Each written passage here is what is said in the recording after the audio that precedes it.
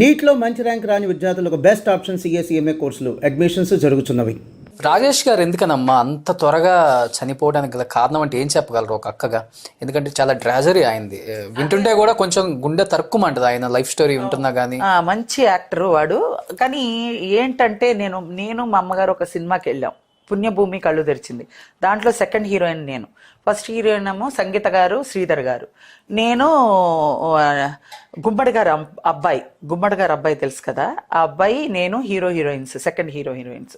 గుమ్మడి గారు అబ్బాయి తర్వాత ఏదో అతనికి ఇంట్రెస్ట్గా ఒక సినిమాలో చేయాలని ఆశగా చేసినట్టున్నాడు. తర్వాత ఇంట్రెస్ట్ పెట్టలేదు అనుకుంటా, మ్యారేజ్ చేసుకుని ఫారెన్కి వెళ్ళిపోయినట్టున్నారు ఆయన పెద్ద హీరోగా రాలేదు, నేను హీరోయిన్గా రాలేదు. ఆ సినిమాలో అయితే చేసాం, దేవదాస్ కనకాల్ గారు. మీరు అంతకు మించి వచ్చారు హీరోయిన్ గా కాకుండా. కరెక్ట్.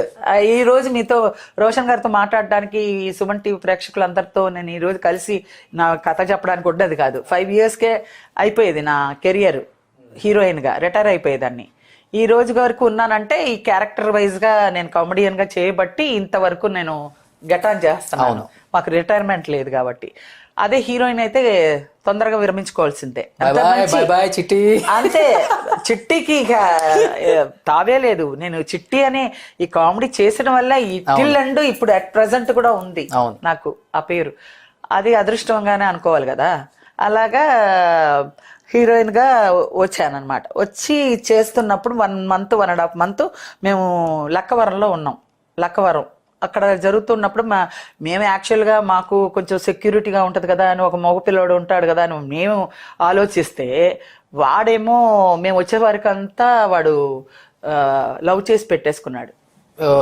రాజేష్ పెళ్లి లవ్ చేసుకున్నాడు ఒక అమ్మాయి. ఆ అమ్మాయి కూడా ఇండస్ట్రీలోనే ఉంటుంది, నాగమణి అని. ఆ అమ్మాయిని ఇద్దరు మాకు తెలియకుండానే వాళ్ళు అండర్స్టాండింగ్కి వచ్చేసినట్టున్నారు. తర్వాత మేము వచ్చేసరికి మా అమ్మగారికి బాంబు వేశాడు. బాంబు వేస్తే మా అమ్మగారు అన్నారు, ఓకేరా చేసుకుంటున్నా తప్పులేదు, ఇప్పుడే మనం వచ్చాము, మా నాన్నగారు పోయి లైఫ్ అంటే ఏంటి అనేది తెలియకుండా మొత్తం ఇంతమందిని వేసుకొని ఎలా బతకాలి అనేది తెలియకుండా సిచ్యువేషన్లో 2 పిల్లలు ఉన్నారు, మీ అక్క ఉంది, ఇంకొక అక్క ఉంది, వీళ్ళిద్దరికి పెళ్లి కాకుండా ఇప్పుడు నువ్వు పెళ్లి చేసుకుంటాను అని అంటే అర్థం ఉందా? రాజేష్ కూడా కాదు అప్పుడు, ప్రసాద్, వాడి పేరు ప్రసాద్. కొంచెం ఒక 6 నెలలు ఆగు, 6 నెలలు ఆగిన తర్వాత నువ్వు పెళ్లి చేసుకో.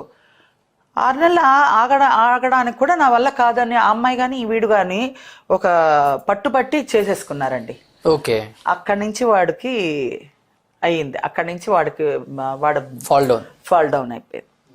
వాడు ఏమనుకున్నాడంటే అయ్యో నా అక్క కష్టపడుతుంది, ఒక్కరితే కష్టపడుతుంది, నేను ఒక వేడి నీళ్ళకి చల్లనీళ్ళుగా ఉందాము, అర్థమైందా? వేడి నీళ్ళకి చల్లనీళ్ళుగా ఉందాము, ఏదో ఒకటి నేను కూడా యాక్ట్ చేస్తే ఇద్దరికి వచ్చే అమౌంట్ ఫ్యామిలీ గెటాన్ అవుతుంది అని వాడు అనుకున్నాడు. మనకు తెలీదు. వాడు కూడా ఇప్పుడు పెళ్లి చేసేసుకొని సుఖపడిపోదాం అనేది రేంజ్ కాదు వాడు మెంటాలిటీ.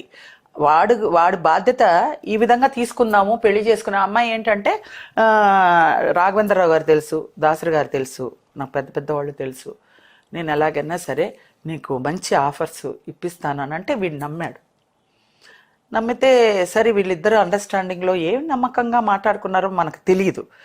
సో ఆ ఒపీనియన్ తోటి వీడు ఆ అమ్మాయి మూలంగా ఏమన్నా మంచి లైఫ్ వస్తుందేమో, మన అక్కకి కూడా మనకి వేడి నీళ్ళకి చల్లనీళ్ళుగా మనకి సపోర్టివ్గా ఉంటుంది అని ఆడు ఫస్ట్ ఆలోచించింది అదే అనుకుంటున్నా. పెళ్లి చేసుకోవాలనే ఒక స్వార్థ బుద్ధి కాదు, కుటుంబంలో మనం కూడా ఒక సపోర్టివ్గా ఏదైనా హెల్ప్ఫుల్గా అవ్వాలి అనేసి వాడికి వేరే దారి లేక ఈ దారి ఎన్నుకున్నాడేమో, నాకు తెలీదు. అది తప్పుదారి అయిపోయింది. ఓకే. ఎందువల్ల అంటారు? ఎందువల్ల అంటే ఆ అమ్మాయి చెప్పిన వేరు. ఏమనింది, హీరోగా నేను ఇంట్రడ్యూస్ చేస్తాను అనింది. తర్వాత చూస్తే హీరో కాదు కానీ మామూలు చిన్న వేషాలకు కూడా వాడికి సపోర్ట్గా రాలేదు. వీడు ఏం చేశాడు, నాకు ఎంతైనా పెళ్ళంగా అయిపోయింది కదా, ఇంకా నువ్వు చేయాల్సిన ఆ అమ్మాయి డాన్స్లు అవి చేసేది సలీం మాస్టర్ దగ్గర.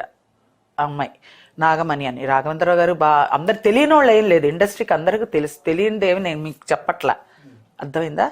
తెలియంది ఏం లేదు. ఆ అమ్మాయి మా ఇంట్లోకి ఎలాగొచ్చిందనేది చెప్పాలనుకోండి, మీరు అడిగారు కాబట్టి చెప్తున్నాను. ఇది వేరే టాపిక్ గా మరి మారితే మనకు తెలియదు. ఉన్నది చెప్పాలని చెప్పాలి అదే అని. ఇప్పుడు రాఘవేంద్ర గారు తెలుసు, అది తెలుసు, ఇది తెలుసు అని అన్నావు. తీరా చూస్తే నాకు చిన్న క్యారెక్టర్స్ ఇస్తున్నారు.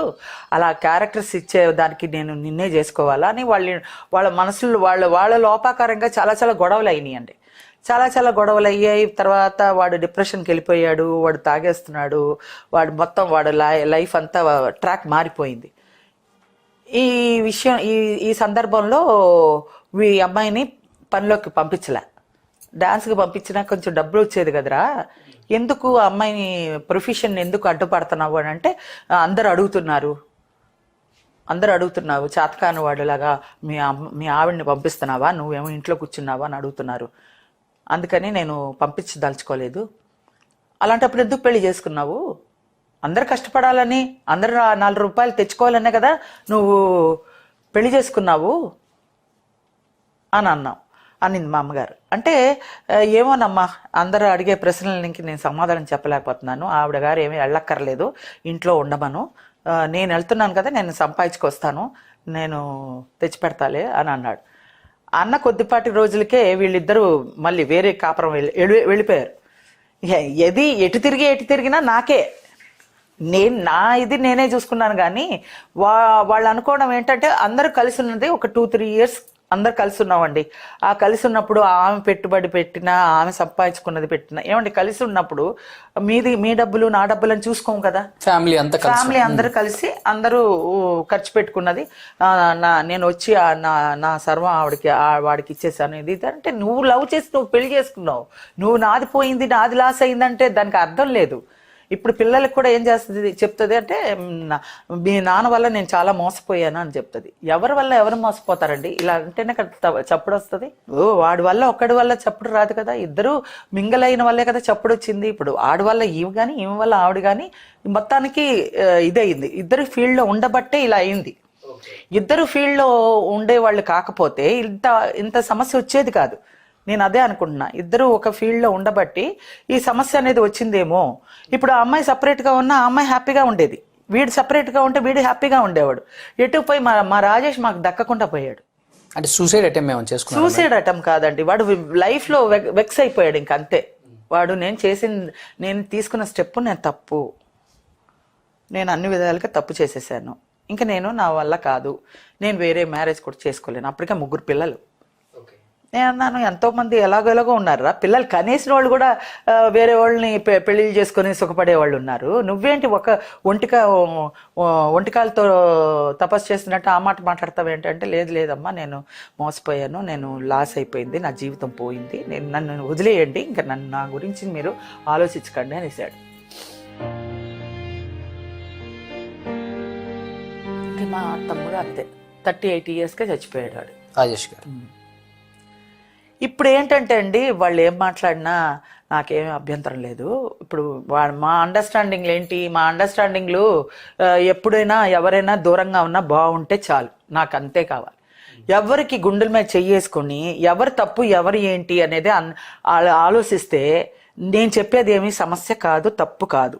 నేను 10 మందిలో చెప్తున్నాను. ఎందుకు రాజేష్ అంత చిన్న వయసులో చచ్చిపోయాడంటే అంటే వాడు ఏదైనా అండి, ఏదైనా సరే ఒక చిన్న మచ్చ పడిందంటే అది చచ్చిపోయే వరకు మన ఎంట పడతాదండి. అది నేను చెప్పదలుచుకున్నాను. ఏదైనా సరే జీవితంలో ఒక చుక్క పడిందంటే అది టిల్ ఎండ్ వరకు అది ఎంట పడుతూనే ఉంటుంది. పడదు అని అనడానికి కారణం లేదు, ఉండదు. అది ఎవరైనా సరే, నేనే ఉన్నానండి, నేను తప్పులు చేయలేదని అనట్లే, నేను కూడా తప్పులు చేశాను. ఎందుకంటే నా ఇంటిని నేను ఒక ప్లాన్ తోటి నేను ఇంటిని ప్లాన్ చేసుకున్నా. నాకు ఒక వలసరవాక ఇల్లు, పెద్ద బంగ్లా, ఒక టీ నగర్లో ఒక ఫ్లాట్ చాలు.